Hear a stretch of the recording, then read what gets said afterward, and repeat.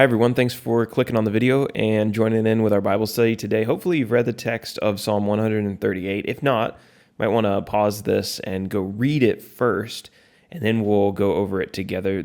Our PDFs for our Bible studies are all available online, and they're free, and you can download them. And you can check out the links in the description to our website. There's a bunch of different resources out online. Let's talk about Psalm 138. We have an author today. We are once again going to David. So we talked about some events in a previous chapter that happened 400 to 500 years after David, but now we're going back in time and we're going to look at a psalm that was written by David. So if you hadn't figured it out already, not all of the psalms are arranged in chronological order. As far as New Testament references, I don't have any for Psalm 138. Let's look now at the two sections at the bottom of page number 1. The first one is the themes of this psalm. So the first one, David honored God as his strength and as his creator, also as the one who was shaping him and making him into the man that he was intended to be. The second theme for today, God is worthy of the worship of kings, and kings will one day sing his praises. Now to our definitions. I've got two words here. They're kind of related. They're not words that maybe we use a ton, and so I put them on here to look at a little bit closer. The first one is the word haughty.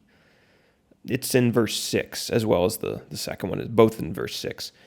Being haughty is thinking of oneself to be superior to other people and looking at people who you perceive to be below you in status with disdain. So we might say, like looking down your nose at people.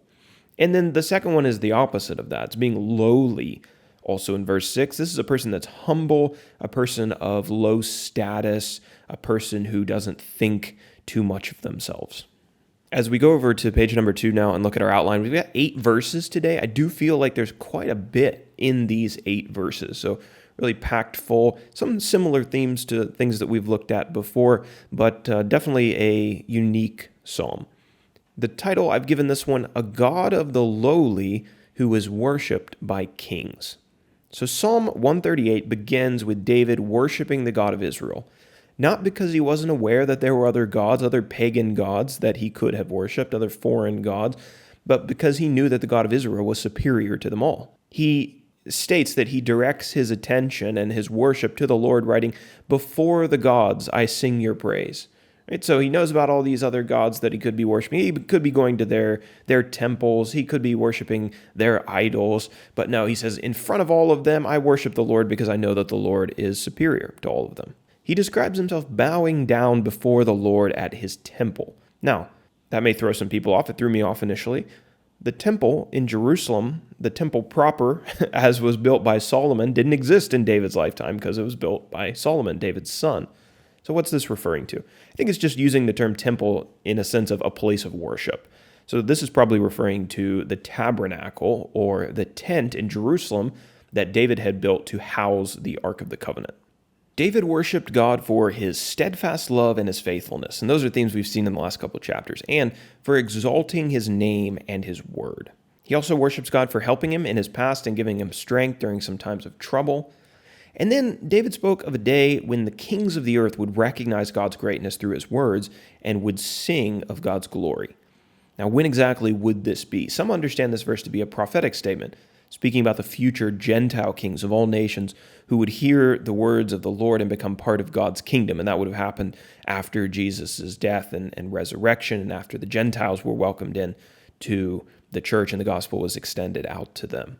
Now, while kings and rulers and officials would be converted, David also wanted to make it clear that God was not a God of the elite. He wasn't a God of just the high-status people of the world.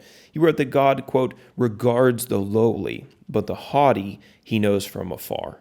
If a king desired to draw near to God, he would first have to humble himself and become like the simple people of the earth. And certainly during Jesus' ministry, we see him spending more time with the lowly of the earth rather than the elites of the earth.